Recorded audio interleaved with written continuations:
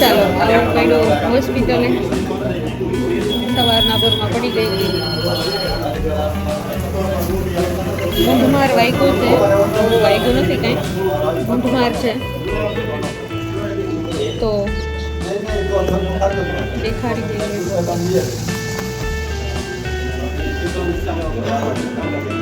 દઈએ તો ખબર પડે કે દુઃખ છે તે બહુ જ છે. ભાંગું નહીં હોય, કારણ કે ભાંગું હોય તો ઊભી જ ન થઈ શકું. હું તો એમ તો હાલું ચાલુ છું, ખડકા લાગ્યા હોય ને એવું લાગે. દેખાડી દઈએ પછી ચાલો મળો તમને.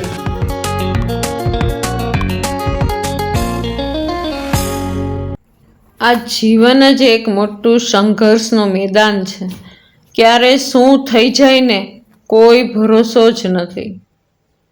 બને ત્યાં સુધી એટલા સાવચેત રહીએ ને, છતાં પણ ક્યારે શું થઈ જાય ને કાંઈ નક્કી જ નથી. સમય ક્યારે ક્યાં ઊભો રાખી દે ને આપણને કાંઈ ભરોસો જ નથી.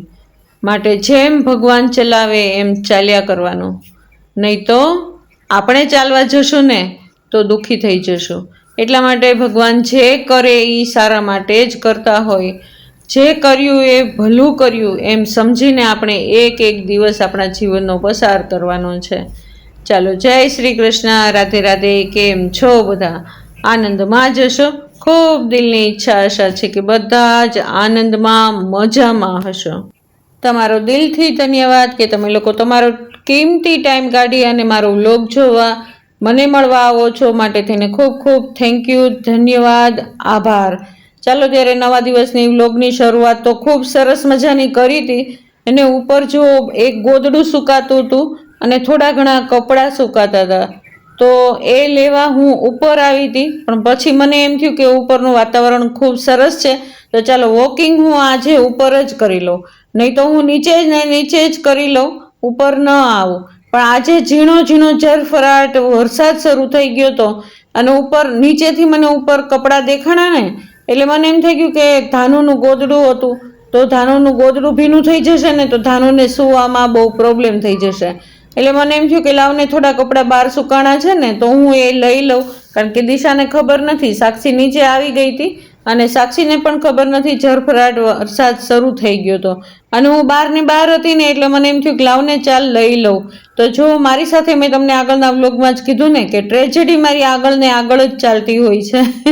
જોકે બધાના જીવનમાં કંઈક ને કંઈક ટ્રેજેડી હોય જ છે. મારા જીવનમાં કંઈક વધારે જ આગળ ટ્રેજેડી હોય છે ને કંઈક ને કંઈક એવું થવાનું જ હોય અને એનું એંધાણ મને પહેલાં જ આવી જાય. એટલે મને ખબર પડી જ ગઈ હતી કે કંઈક થવાનું છે. એટલે મેં સ્લીપર ત્યાં ને ત્યાં જ કાઢી નાખ્યા હતા. પણ છતાં પણ મારી સાથે કંઈક ને કંઈક તો બનાવ બની જ જાય. ચાલો, હું આવી ગઈ છું નાહી ધોઈને ઠાકોરજીના મંદિરમાં સેવા કરવા માટે. પણ હું સેવા કરવા છેક બેઠી છું 8 વાગે. એને શા માટે 8 વાગે બેઠી છું? હું તમને એક ખાસ વાત કરું ને, આજે મારી સાથે ખૂબ મોટી ટ્રેજેડી બની ગઈ છે. કઈ ટ્રેજેડી? કે હું જ્યારે કસરત કરી, થોડુંક વોકિંગ કરી અને નીચે જાતી હતી ને, મારા બંને હાથોમાં સામાન ભર્યો હતો અને જેવી હું ઉતરવા જતી હતી ને મારું સ્લીપર લસર્યું એટલે હું સીધી દાદરામાં પડી ગઈ એટલે મને મારી પીઠ ઉપર અને મારી કમરમાં ખૂબ જ મને આમ એકદમ પેઇન થાય ને એવું વાગી ગયું.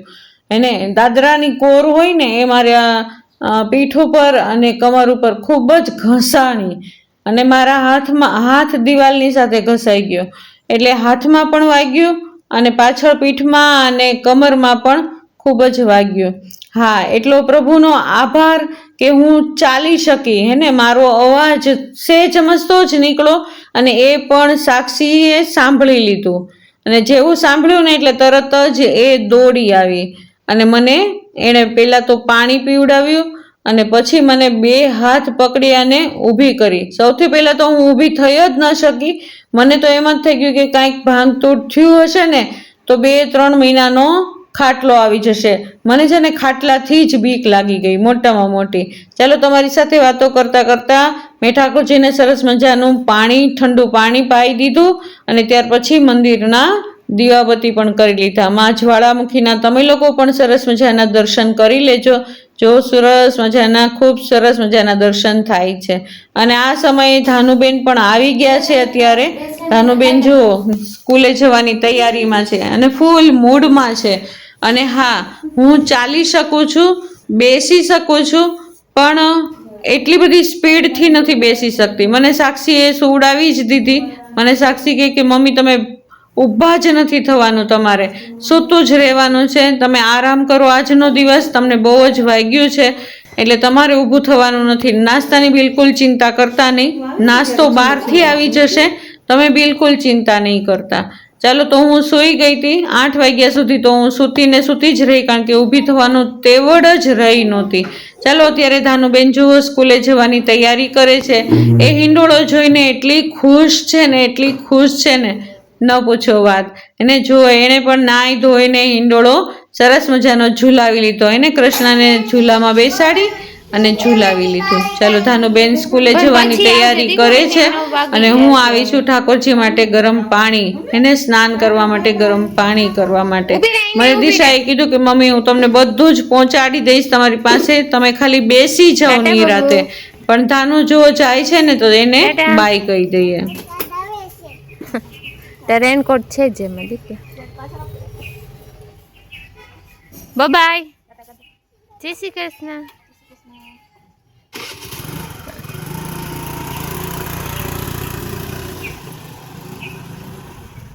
દિશાને મેં કીધું કે દિશા એટલું તો તું તારે કરી જ શકીશ, તું બિલકુલ ચિંતા નહીં કરતી, હું મારું કામ બધું જ જાતે કરી લઈશ.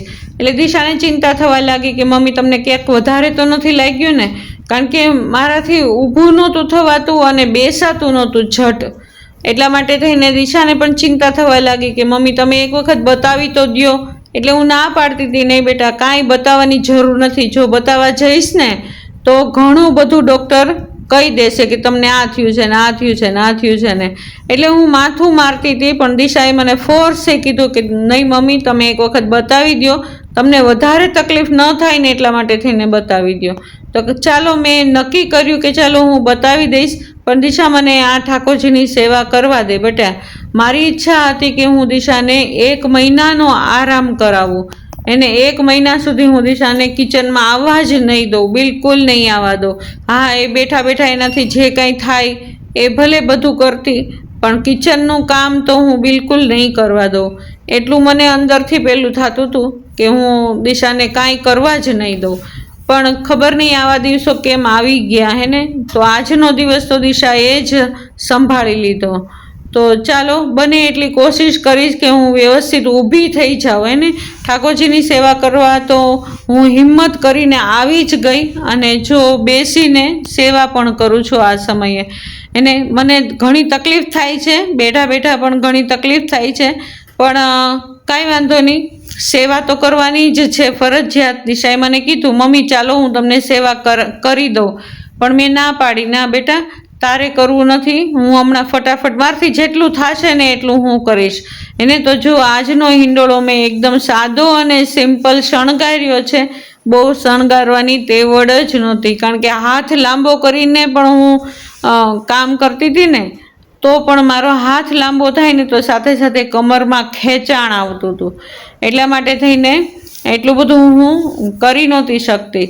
છતાં પણ ચાલો, ઠાકોરજીનો હિંડોળા શરૂ થઈ ગયા છે તો હા, ઠાકોરજીને હિંડોળા વગર રાખવાના જ નથી એવું મનથી નક્કી કર્યું હતું.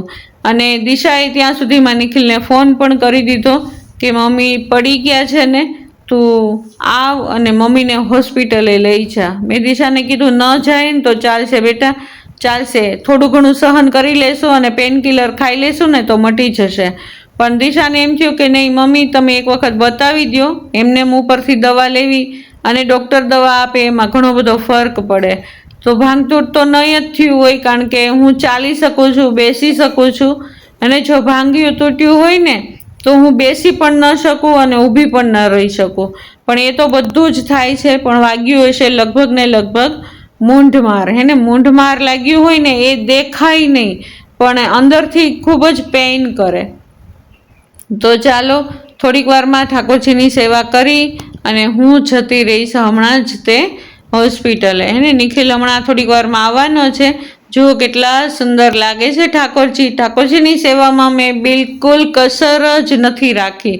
એને ઝીણવટથી એટલા શૃંગાર સુરસ મજાના કર્યા છે ને કે ન પૂછો વાત. એને આ જોઈને મને એટલું આમ આનંદ થાય ને કે પ્રભુએ મને એટલી તો રાખી છે કે હું તમારી સેવા કરી શકું છું. એને સેવાથી બસ એટલું જ પ્રભુ પાસે માંગીએ કે આંખો સારી રાખો, હાથ પગ સારા રાખો, કમર સારી રાખો કે અમે તમારા દર્શન કરી શકીએ, દર્શને આવી શકીએ. બસ એટલી જ ઈચ્છા અને આશા છે. આ શરીર છેક સુધી આવું ને આવું રહે કે હું તમારી સેવા કરી શકું. બસ આવી જ ઈચ્છા અને આશાની સાથે મેં ઠાકોરજીની સુંદર મજાની સેવા કરી લીધી. અને જુઓ કેટલું સરસ મજાનું ગોકુળિયું ગામ મેં કરવાની કોશિશ કરી છે. કાંઈ એને મારાથી બનતી એટલી હું મહેનત કરું કે રોજ સારામાં સારો શૃંગાર કરું અને રોજ ઠાકોરજીને મસ્ત એવા ખેલાવું. એને પણ આવી ટ્રેજડી વચ્ચે આવી જશે એવી તો ધાર્યું જ ન હોય. અણધાર્યું બધું થઈ જાય. કાંઈ વાંધો નહીં, આ તો જીવન છે, આનું જ નામ હે ને. પડકાર જો ન આવે ને તો એ જીવન જીવન ન કહેવાય. અને એમાં જ પ્રભુની પણ પરીક્ષા હોય અને આપણી પણ પરીક્ષા હોય. પ્રભુની પરીક્ષા એટલા માટે કે આટલી સેવા અને ચાકરી કરીએ છીએ, પ્રભુ એટલું ધ્યાન નહીં રાખો અમારું, તો પ્રભુની પરીક્ષા. અને આપણી પરીક્ષા એ કે ધીરજ તમે રાખી શકો છો કે નહીં. અને વચગાળામાં ઘણા બધા આવશે, તકલીફો આવે, મુશ્કેલો આવશે, તો તમે શું સેવા કરી શકવાના છો કે નહીં? તો એ આપણી પરીક્ષા છે. તો હું પરીક્ષામાં પાસ થઈ ગઈ. પડ્યું હોસ્પિટલે, સવારના પોરમાં પડી ગઈ હતી. મૂંઢમાર વાગ્યું છે, બહુ વાગ્યું નથી કંઈ, મૂંઢમાર છે. તો દેખાડી દઈએ,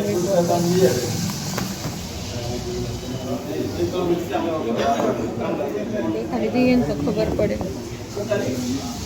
કે દુખે છે બહુ જ છે. ભાંગ્યું નહીં હોય, કારણ કે ભાંગ્યું હોય તો ઊભી જ ન થઈ શકે. તો હું તો એમ તો હાલું ચાલુ છું, ખડકા લાગ્યા હોય ને એવું લાગે છે. તો દેખાડી દઈએ પછી ચાલો મળો તમને. જઈએ એવા હોસ્પિટલે અને ખુશખબરી કે ભાંગ તૂટ કાંઈ થયું નથી, મૂંઢ માર છે તો એ તો મટી જશે. થોડોક આરામ કરશું ને એટલે બધું સરસ થઈ જશે. થોડીક વરે જે રાખવાનું કીધું છે એ રાખશું અને સારું થઈ જશે.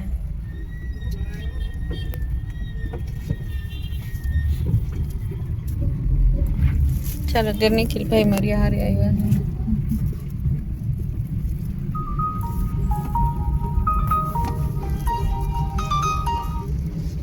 માથું મારવાથી કોઈ ફાયદો ન થતો, કારણ કે એ દુખાવો રહ્યા જ રાખત.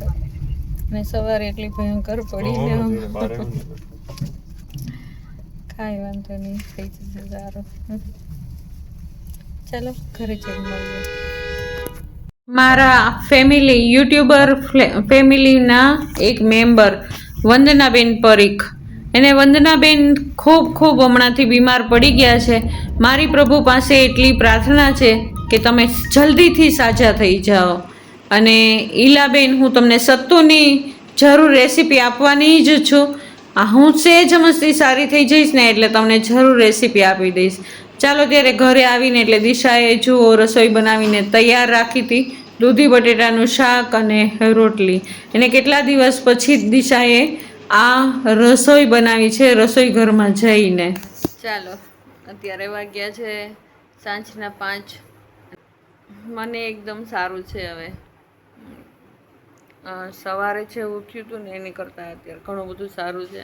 નીંદર પણ આવી ગઈ હતી એકદમ મસ્ત અને ઘણું બધું સારું છે. હવે બેસવામાં એમાં કાંઈ પ્રોબ્લેમ થતો નથી. જો હું બેઠી જ છું અને મને લાગે છે કે 2 દિવસમાં તો એકદમ મસ્ત થઈ જઈશ. 2 દિવસે નહીં થાય, 1 દિવસમાં જ મસ્ત થઈ જઈશ. શું લાગે છે તમને? એને ઘણું સારું છે. આજે કાંઈ લોગ જ ન ઉતરો, કારણ કે હું એકદમ પડી ગઈ હતી ને તો એકદમ પેલી થઈ ગઈ હતી અને 4-5 પગથિયા એમનેમ જ લસરી ગઈ અને લસરતા જે પગથિયાની કોર હોય ને એ પાછળ વાહમાં અને કમરમાં 2 જગ્યાએ ખૂબ જ આમ પેલી થવા લાગી એટલે પછી તકલીફ થઈ ગઈ થોડી કમરને વધારે. એક તો કમર દુખતી હતી ઓલરેડી 2-4 દિવસથી અને એમાં પછડાટ લાગ્યો. પણ એટલું સારું કે ટોટભાંગ કાંઈ થયું જ નથી.